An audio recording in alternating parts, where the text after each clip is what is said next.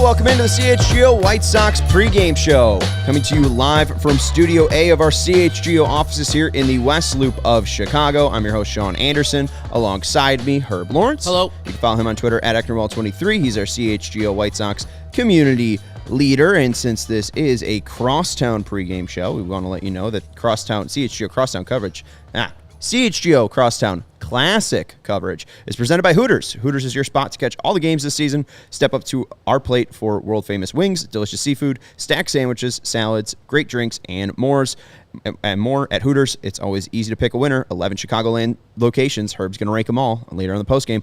Visit originalhooters.com for more info. And it is Hooters' 40th anniversary, too. So go give them some love and find one of their 11 Chicagoland locations. Make sure you're hitting the thumbs up button on our stream.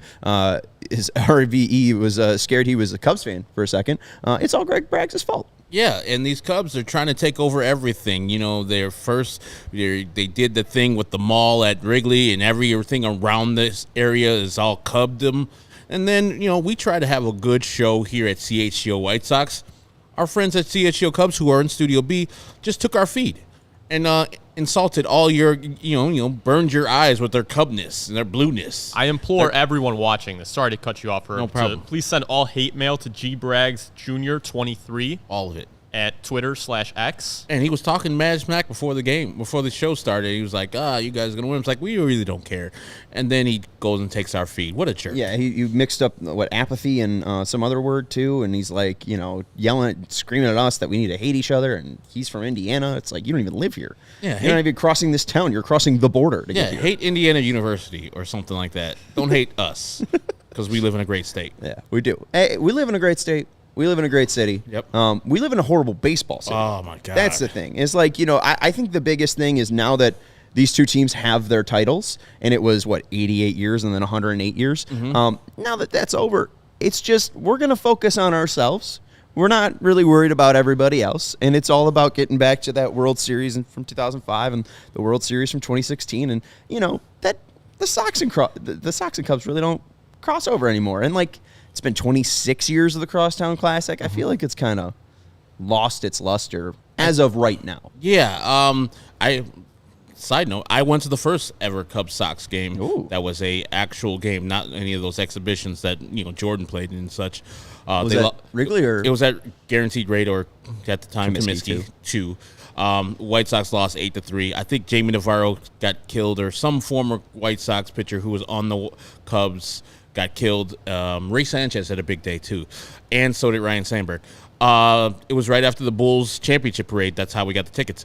But, yeah, I was excited to see that game. And usually all the subsequent Crosstown series, I was like, all right, here we go.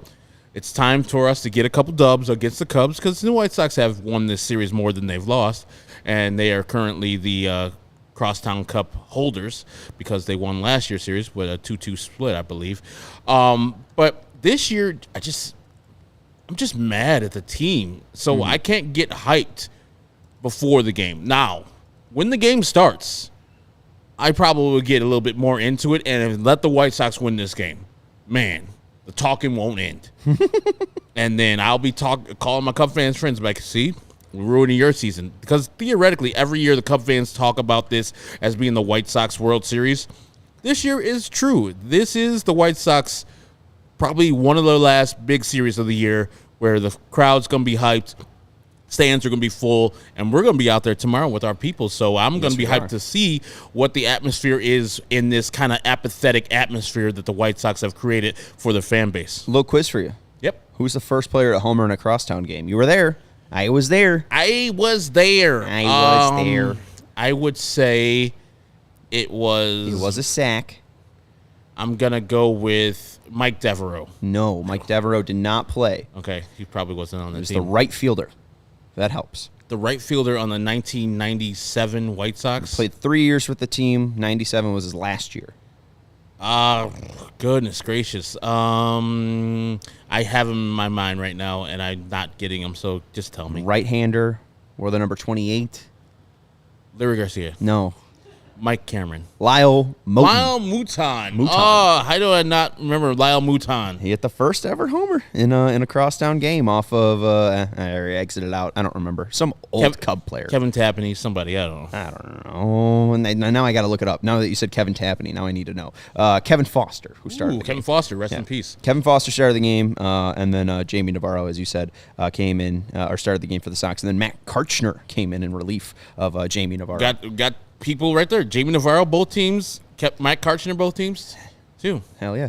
And shout out to Melissa. Melissa's going to have a good time with us tomorrow. We are going to have one on August 16th, too, at Wrigley. Going to do the whole true crosstown thing. So make sure that if you haven't yet, that you are heading over to allchgo.com. If you're a diehard, too, you get 20% off all events. So you can come join us when we do this on August 16th. We obviously got the one tomorrow on July 26th, so it should be fun. Let's get into the Sox and Cubs game today. You can see the slide slab there. Your new second baseman, Pedro Grifol, is putting out Jake Berger at second base. Let's hear the reasoning why. We'll also hear updates on Eloy Jimenez and Andrew Vaughn and a returning Yoan Moncada. Since Moncada is back, Jake Berger is playing second. Andrew Vaughn is returning to the lineup. Eloy Jimenez is DHing. So why not hear from Pedro Grifol on Jake Berger playing second base? Pedro, what have you seen from Jake's work at second base that makes you comfortable starting him there? We started this process probably a month and a half ago, and the opportunity hasn't really shown up until right now because we got everybody almost healthy. So to keep his bat in the lineup, when you compare it to the work that he's been put in and what Eddie Rodriguez is telling me and the improvements that he's made at third base and how well he's playing third base, let's give it a shot. Keep his bat in there. I'll give it a shot. Let's go do it. I know you were asked about this situation earlier in the year, and didn't seem too keen on. I think you used the word experimenting or something like that. What have you seen from the work that has maybe changed your mind? The improvements that he's made at third base and the agility that he's showing, the looseness that he's showing defensively, my communication with Eddie and what he feels about it. Let's face it, it's the bat that we're talking about here. So we want him to go over there and just make the routine play and just do the best you can because we want your bat in the lineup. There's a lot of talk about Eloy and playing the game and everything. At what point do you just say, hey, maybe we're so far back, we can just give him some time off the rest? It's not that he's playing through pain. He's playing through discomfort, and to a point where if he goes ahead and gives us 100% down line, it might become pain. The decision here is simply mine, and the questions I have to ask myself is, do I want him hitting fourth for us and utilizing his bat and his offensive production, or do I want him running hard down the line? In a perfect world, I want to see both, but we're not in a perfect world right now. So I said it then, I'll say it again here. I choose the bat over his legs, and that's my decision. So yesterday he had a good day. He had a home run. The day before yesterday, a home run, a base hit. He helped us put us in a position to win that ball game. So He never wants. I assume he never wanted to sit out anyways. he doesn't want to sit out, but but again, sometimes those are decisions that you got to take away from the player if you feel like you can put him in harm's way. And right now, him running the way he's running, it's okay. As long as we can get that production in that 4-hole. How much of that decision making though is impacted by your record and where you are in the standings? Obviously, we're going out there to win every baseball game. That's what we're trying to do, and he helps us win games. And he helps put us in a position to win games.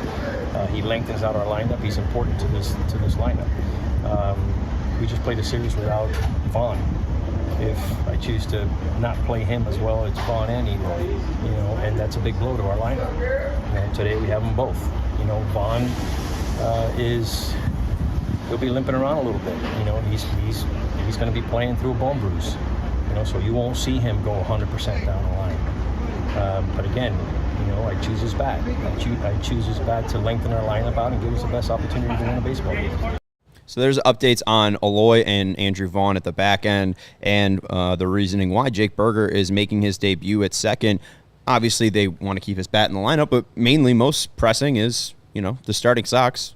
Yoan Moncada's back. Yeah. So why not flash the starting lineup here, Steven? Leading off for your Chicago White Sox, Andrew Benintendi in left field. Batting second, Tim Anderson at shortstop. Batting third, Luis Robert Jr. in center field. Batting fourth, Eloy Jimenez at DH. Batting fifth, he's back, Yoan Moncada at third base. Batting sixth, Andrew Vaughn.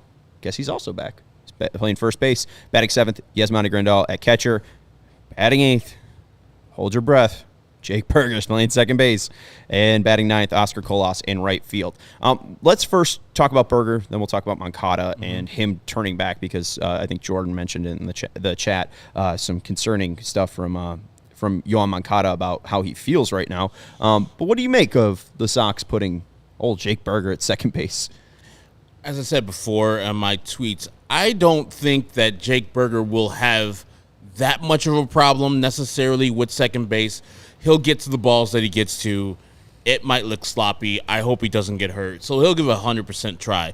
But I'm tired of the White Sox putting players in positions to do this. Like, we even at the beginning of the year had Elvis Andrus doing this for a lot of games where he had never played second base before. Now, it didn't look never did I say, man, Elvis can't play second. So it was fine, but they keep on, as an organization, putting first baseman in the outfield, putting designated hitters in the outfield, and now we're putting third baseman / designated hitters at second base.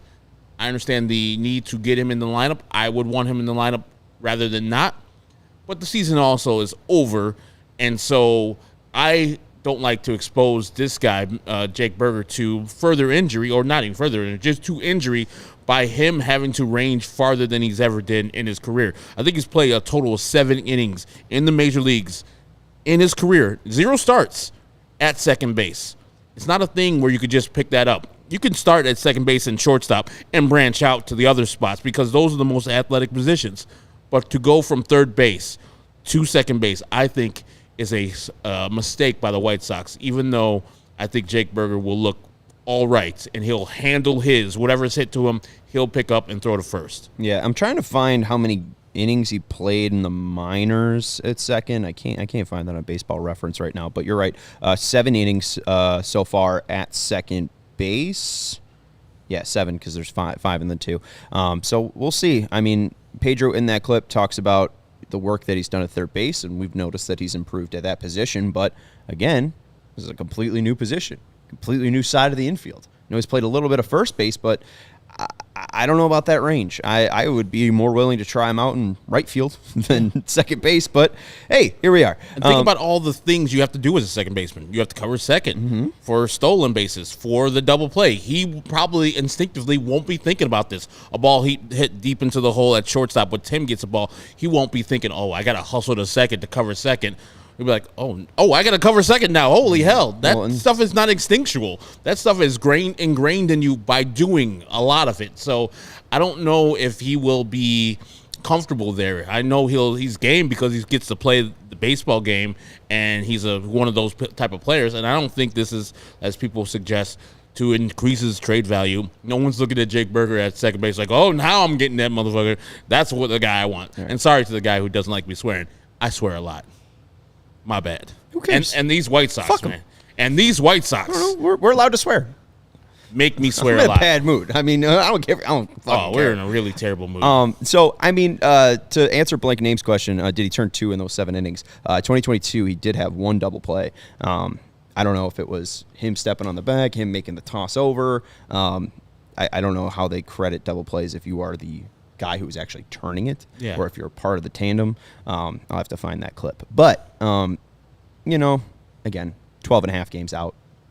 Who cares if Jake Berger plays second base? Who cares if he catches? Who cares if he plays right field? I mean, he could go sell hot dogs. I mean, this team sucks. They do. I mean, but Just give me a person that you're going to be in the future hoping this person develops at the position. Give that person like Leaning Sosa or Jose Rodriguez that extended period of time. And I'm sure after the trade deadline, they will, because of people will be moving, and hopefully Elvis Andrus will be DFA'd so he can go to some other team or traded. I don't know who's going to be trading for him. But give a second baseman who plays the position or a shortstop some time there instead of seeing Jake Berger there for extended periods of time. I hope this is just an experiment for today, and then Jake Berger can go back to third base /DH / guy off the bench. Well, let's go to that, because Daryl just tweeted this out of the Sun Times. Yoan Moncada's disc issue has extended to discomfort in his glute and hamstring. He hasn't played yet. He said, quote, "I feel good, not 100%, but I feel good enough to play. This is something I have to deal with, but definitely feel much better now than we started the season." This is a guy that is for sure and certain going to be on the 2024 team, and I feel, reading that quote, that it would be most important to let him sit out for the rest of the season. I don't understand this. If he's not 100%, why is he playing? I understand this is something that he has to deal with in him using that quote, and obviously he probably wants to play. But if you are the White Sox, if you are an actual baseball organization, you would understand that this is not the important year, and Yoan Moncada needs to be healthy for 2024. Maybe he's never healthy again, but if he's not 100%, he shouldn't be testing it. And we hear this with Eloy Jimenez. If he's running down the line and gives it 100%, he probably is going to get hurt. So we got Eloy, who's probably going to get hurt if he gets 100%. Yoan Moncada's probably going to get hurt if he gives 100%. Like, it's just, I mean, how much can Andrew Vaughn actually give with his bone bruise? I mean, what, three of the 9 fucking players are hurt? Think about that. 3 guys that if they're on any other team, most likely at least two of the 3 are still on the IL, are resting and getting better, especially with where the White Sox are now. I couldn't agree with you more. The White Sox need to shut Yoan Moncada down. Back problems don't heal by playing more. No. And by playing third base. Ask people who play third base. Ask Joe Credio how his back's doing right now. Ask Scott Rowland, who just went into the Hall of Fame. Ask all the third basemen who played any significant amount at the hot corner. Back problems are part of the gig. And to play him through this nothingness, this game doesn't matter. It doesn't count. Who cares? He needs to be healthy for next year. Sit him down for as long as he needs to be sat down until he is 100%. 100 of 100%. If he's never going to be that, hell, take him and say, Yoan, it's been real. Enjoy some money. We're going to release you, man, because we just can't have this. You're here. You're not. You're here. You're not. You're here. You're not. That can't go on. I'm tired of it. I love Yoan Moncada. You guys know that. But I don't like how they treat him as far as his injuries. I don't think they do him any favors by playing him when he's obviously hurt. Amen. And if I see him today and he's limping, I'm like, what are we doing? That's what we saw with Eloy the other day. Andrew Vaughn was in a boot 2 days ago, and now he's playing baseball again? Dumb-ass team. Dumb organization with dumb trainers and dumb people who let these players play. They want to play, of course. You have to be the adult and say, hey, you're not playing today, and you're not playing for the foreseeable future until you're actually good. Yeah, and, well, you brought up Joe Creedy. Melissa's bringing up Joe Creedy. Let's see. Joe Creedy was a part of the 2005 team. General manager was Kenny Williams. Okay, and is he currently with the organization? He is. Okay, and Rick No Hahn one gets fired. Was Rick Hahn with the organization back He in was. 2012? It's almost like you'd learn from your mistakes. Yeah. Huh.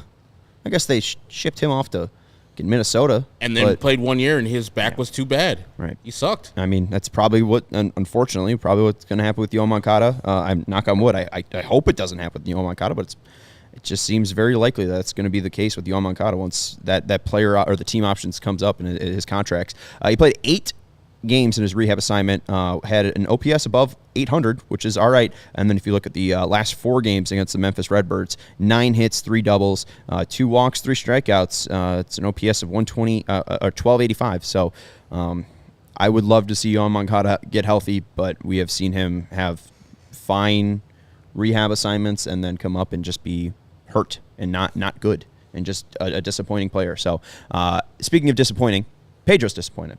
Our guy Vinny Duber obviously was filming Pedro Grifol's pregame press conference. And at the end, Pedro talked about this 2023 team. And Cody even said it when we launched the pregame in Studio B, that the Sox are the most disappointing team in Major League Baseball in 2023. And Pedro echoes that here. I'm disappointed.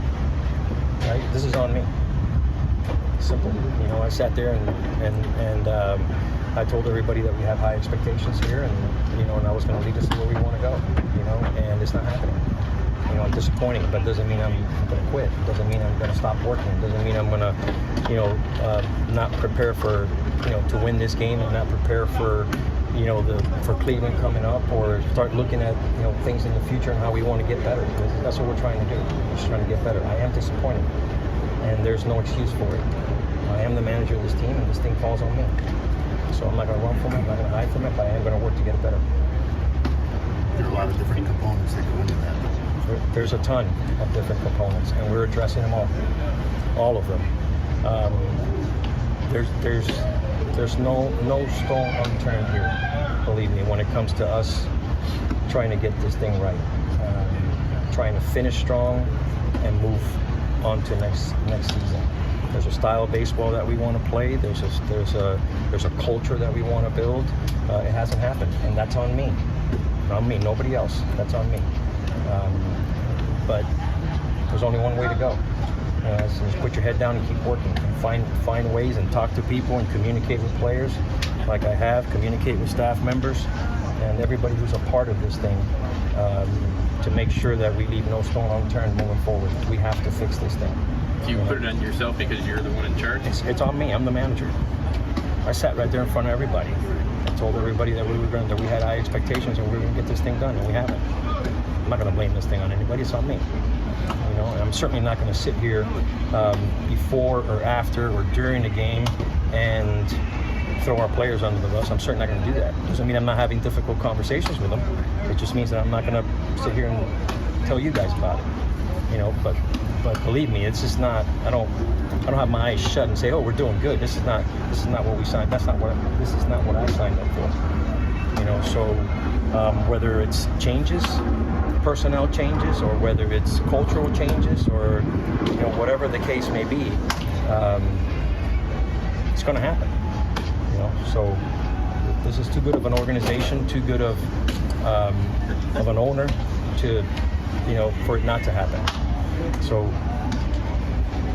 we're in the process of that, and at the same time we're in the process of preparing to beat the Cubs tonight. What do you mean by cultural changes? I said everything around us, cultural fundamentals, details, me, the staff, everybody has to look himself in the mirror, okay, and reflect on, was I as good as I could be, myself included.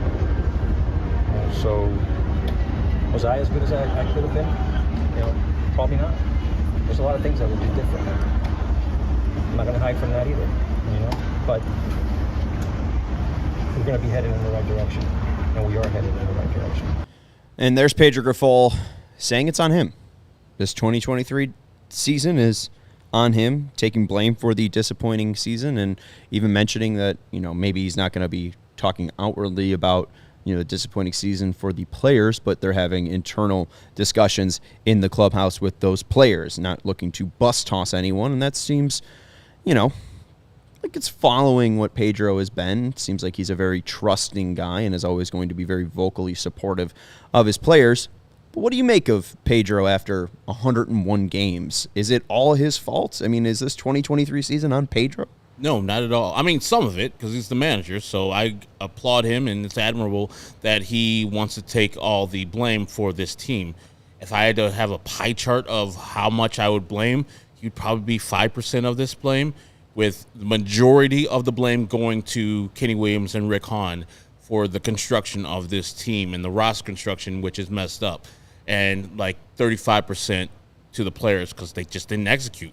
But the people who didn't get the players that were available, the players that would have made this team better, are the ones that are to blame. But I'm glad that Pedro, as a manager, is taking it on, because he did come puffy-chested on his his opening presser, and said, hey, I'm going to get this team ready to play and kick your ass every day at 7 o'clock.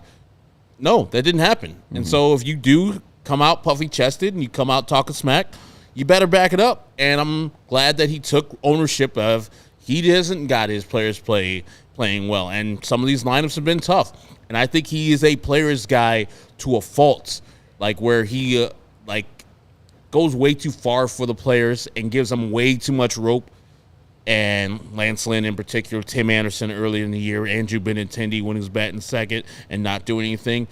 I think he needs a little bit of a tighter leash. You need to have your players have faith in you and what your moves are doing, but also at a point where you see it going one way, you have to do something. And your players know that you have to do something. If one of them's not happy that you took him out of the leadoff spot or the second spot, so be it. That person has to get over it. Have a conversation with him in the clubhouse, whatever, but he is way too trusting, and maybe this rookie year he's getting all the mistakes he needs to get out because he's making a ton of them. And so the second year, for his sake, I hope he does have a second year, he can come back and have better decision-making and a quicker trigger on some of these people when he does see them struggling, and then move them down or take them out of the game. Don't let Lance throw 7 innings of 9 earned runs. This is dumb. Yeah. Like, who does that benefit? No one. And I hear your points. Like, again, I think Pedro, and you bring up what he said after the press conference. I mean, he's just trying to, make his mark when he's introduced, and he doesn't understand the whole depths of this problem. Like, there is things game to game where, he might leave Lance in too long, or he might not go to the right bullpen guy. I always getting frustrated in the first month because they were down like 10-0 against the Rays, and here comes Graveman, Lopez, and Kelly. It's like, what are you doing? You're down 10. Because we know he's not going to use him. You can't use him the next day. And then the next day they're winning, and it's like, who the fuck are you going to pitch? Yeah. So, I don't want to blame Pedro. I think it's very nice of him to lay on his sword. But, at the end of the day, this is Rick Hahn's team. This is Kenny Williams' team. This is Jerry Reinsdorf's team. Yep. Jerry Reinsdorf has trusted Kenny Williams and Rick Hahn to build this team over the past 20 years. And, I mean, we're closing in on 20 years. So, I mean, last 18 years have been a failure. And that one nice one in 2005. But outside of that, it's been pretty tough. And, I mean, again, Rick Hahn said they were mired in mediocrity. And here we are, 19 games under 500. Like, I mean, they didn't do enough to get this organization on the right track. All those players that graduated, gave them a top farm system, came up, and that farm system crashed back down. They didn't do a good enough job to maintain it. And that's not Pedro Grifol's fault. I mean, at the end of the day, like, the injuries were an issue last year. The health of these players and the quality of their ability to attack fastballs is still a problem. I mean, Eloy and Andrew Vaughn are not pulling their weight hitting enough home runs. Like, and this team's not walking enough. This team wasn't walking enough last year, too. So, at the end of the day, like, Pedro has some sliver of the pie chart, but it's not huge. I think it's interesting. We'll talk with Vinny after the show about what Pedro had to say, and obviously, that whole discussion with Yoan, Jake Berger, and Pedro Grifol. Let's get to our picks to click, though, or clicks to pick. We haven't done this in a bit. When was the last pregame show we did? It's been a minute. Mercy. It was an Angels game. Oh, no. Get out of here. Get out of here. No. Why don't you go start a different pregame show? Hey, we got to click to pick. Oh, no. Greg Bragg Jr. going on set. Click to picks. What are you picking? I'm picking Jake Berger. Even though he can't play second or hasn't played second in a major league start before, I think the bat still plays. I think Kyle Hendricks falls right into what Jake Berger can crush and mash. There's nothing he can do that Jake can't see and crush it over 400-plus feet. So I'm picking him. I'm also going out and saying he's going to hit a home run today. I like that. I was going to go Jake Berger, and then you picked him first. Mm-hmm. So you gave me the choice of picking Luis Robert Jr. Thanks. He's got 2 homers against Kyle Hendricks. I think I'll be all right. Yeah. But no, I think someone said, Berger's going to hit 2 homers now that he's at second base. I also think he's going to have a classic Jake Berger. Oh, yeah, make an error. Let's make an error at second base and then come up in your next at-bat and hit a homer. If he makes an error, live betting immediately on DraftKings Sportsbook that Jake Berger is going to hit a home run in that next at-bat. Anyways, that's going to do it for the pregame show. Yeah. We're going to have a postgame show after this Sox game, win or lose. Vinny Duber will joining us, our CHGO White Sox beat writer, after the show, and we'll see if Cody's chugging beer in Studio B or if I'm sneaking in on his postgame show and chugging a beer as fast as I can. Oh, yeah. If the White Sox win, I'm definitely chugging a beer. Yeah, we should have Steven just have Studio A be empty. We're going to have everyone merge over to the other stream, and then we're going to chug a beer on stream. But hopefully, I don't hear that. Right Bye. in front of them. We'll talk to you after, hopefully, after a Sox win. But join us after the show for Sox post game, and make sure you're hitting that thumbs up button. Thanks, everyone. We'll talk to you after the game.